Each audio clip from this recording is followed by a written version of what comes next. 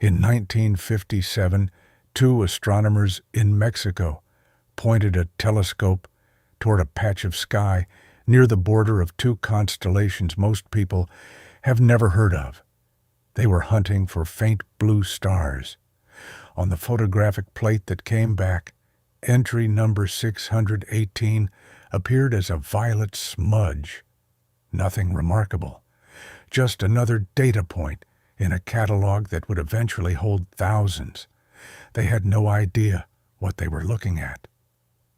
13 years later, a radio survey in Italy picked up emissions from that same violet dot, and the truth started to surface. It wasn't a star. It was something far stranger. When astronomer Marie-Helene Ulrich obtained optical spectra at the McDonald Observatory, she realized TON 618 was incredibly distant and one of the most luminous quasars ever recorded. What sits at the heart of TON 618 is not just big. It's wrong. The black hole inside has a mass somewhere between 40 and 66 billion times that of our Sun. The measurements depend on which spectral lines you use, but either number lands in the same impossible territory. That's more mass than all the stars in the Milky Way galaxy combined. Our galaxy has roughly 400 billion stars scattered across 100,000 light years. TON 618's black hole, by itself, outweighs every single one of them. Let me put that another way.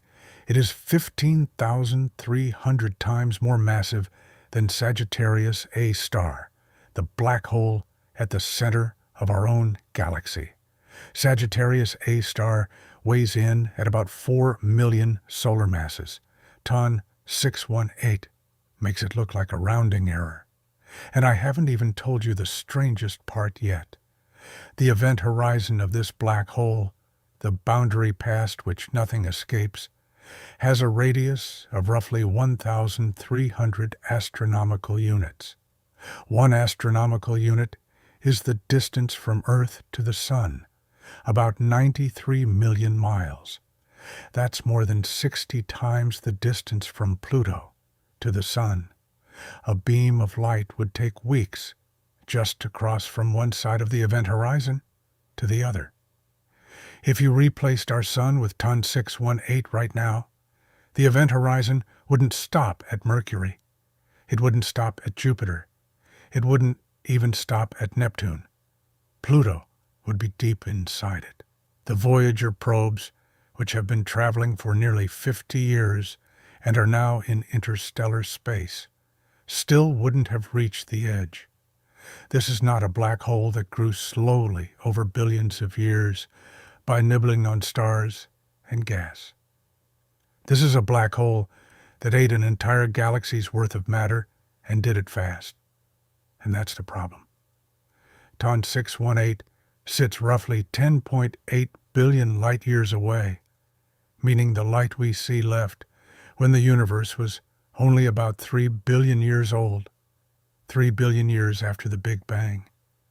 That sounds like a long time until you try to build a 66 billion solar mass black hole in that window using the physics we understand. Black holes grow in two ways. They eat matter, or they merge with other black holes. Both processes take time. Gas accretion is the most efficient way black holes grow, especially during active feeding phases, observable as quasars. But even at maximum feeding rates, what's called the Eddington limit, a black hole can only double its mass every few tens of millions of years. Start with a stellar mass black hole of, say, 100 solar masses, and do the math. You cannot reach 66 billion solar masses in 3 billion years. The universe didn't give TON 618 enough time to grow this big, unless something else happened. Astrophysicists have a few ideas, and none of them sit comfortably within the standard model of black hole formation.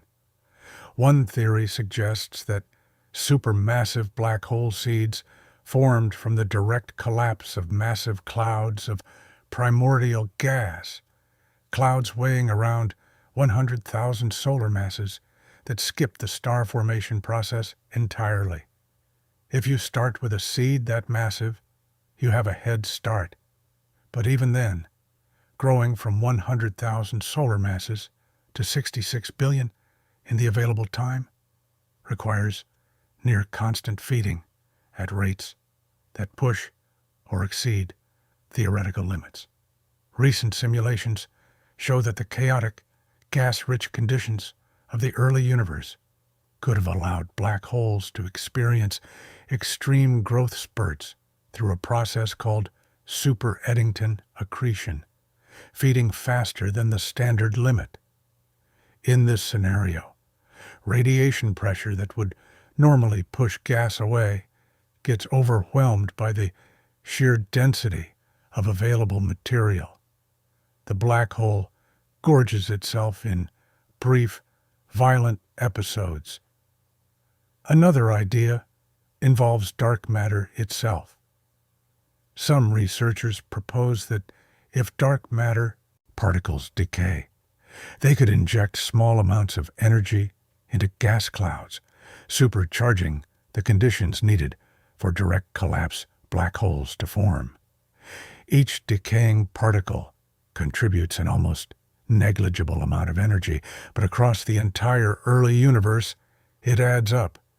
The cumulative effect could tip the balance, creating the seeds that eventually become monsters, like Ton 618.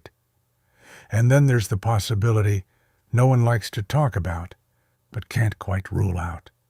Primordial black holes that formed in the first fractions of a second after the Big Bang from density fluctuations in the infant cosmos. If they exist, they didn't form from stars. They formed from the chaos of creation itself. And they could have started growing the moment the universe became transparent. We don't know which answer is right. What we do know is that Ton 618 forces us to admit something uncomfortable. The early universe was building things that, by our models, should not have been possible in the time available. Ton 618 shines with a luminosity of 140 trillion times that of the sun. That number deserves to sit with you for a moment. If you took every star in the Milky Way, all 400 billion of them, and added up their combined light output, Ton 618 would still outshine them by a factor of several hundred. One object, brighter than hundreds of entire galaxies. The light comes from the accretion disk. As gas and matter spiral inward toward the black hole, friction heats the material to millions of degrees. It glows across the electromagnetic spectrum, radio waves, visible light, ultraviolet, X-rays. The disk itself is so vast and so hot that it drowns out the entire galaxy surrounding it. The host galaxy of TON 618 cannot even be seen from Earth because the quasar at its center is too bright. Gas in the accretion disk is moving at speeds up to 10,500 kilometers per second, roughly 3.5% the speed of light. At those velocities, the emission lines in the spectrum broaden dramatically, which is how astronomers calculated the black hole's mass in the first place. The faster the gas moves, the stronger the gravitational pull holding it in orbit.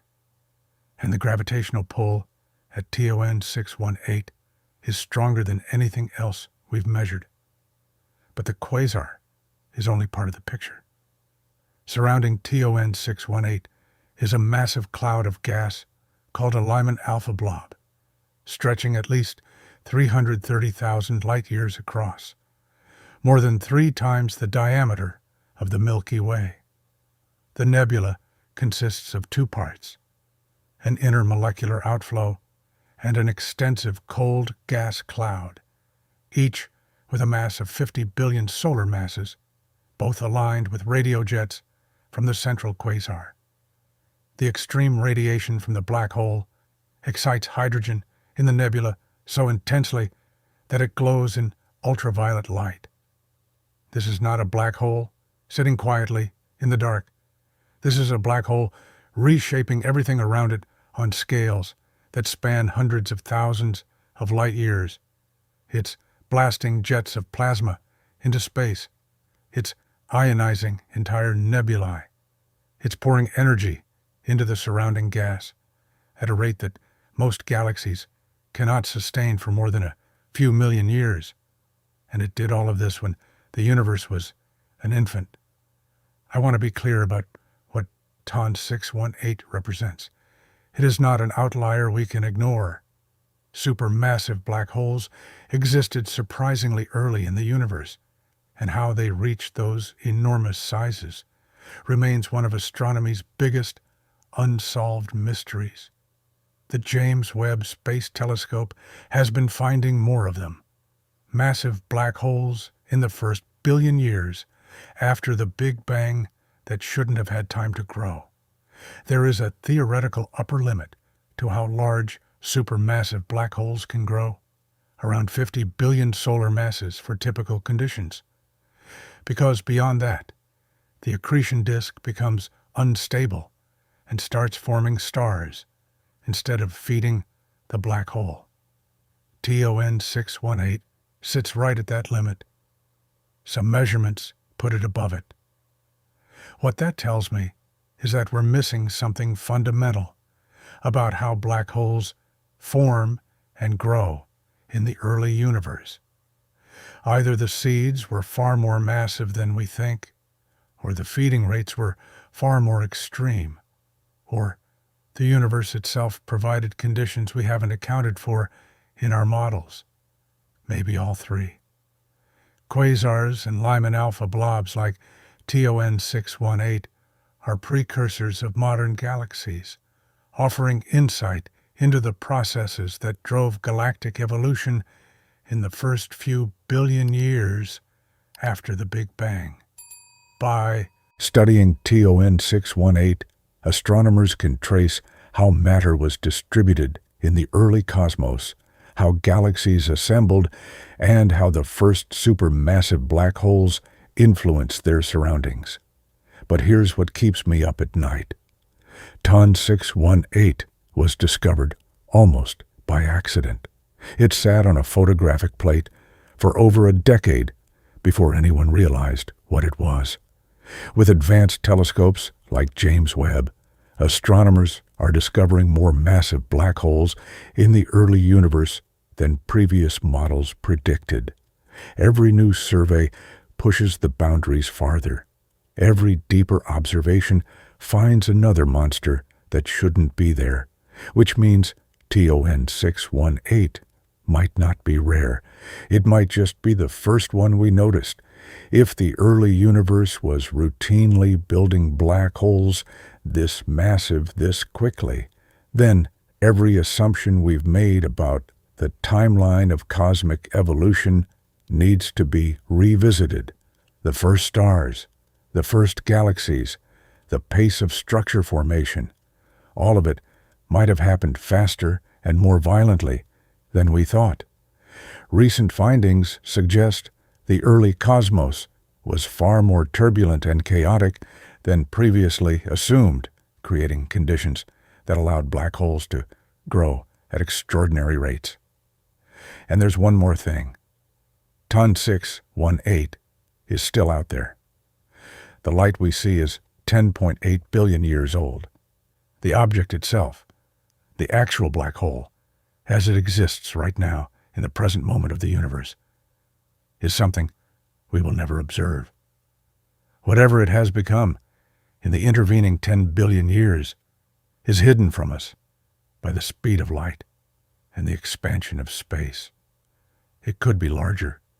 It could have merged with other black holes. It could be sitting at the center of a massive elliptical galaxy we can't see because the quasar phase ended billions of years ago. Or it could still be feeding, still growing, still warping space-time in ways we can't measure from here. We are looking at a ghost, a snapshot of something that existed when the universe was young and violent and building things it had no right to build. TON 618 is not just a black hole. It's evidence that the universe got ahead of us, that in the first few billion years after the Big Bang, nature figured out how to grow monsters faster than our physics says should be possible. And every time we point a telescope deeper into the past, we find more of them. The question isn't whether TON 618 is an anomaly. The question is, how many more are out there, waiting in the dark, challenging everything we think we understand about how the cosmos came to be? And I don't think we're ready for the answer.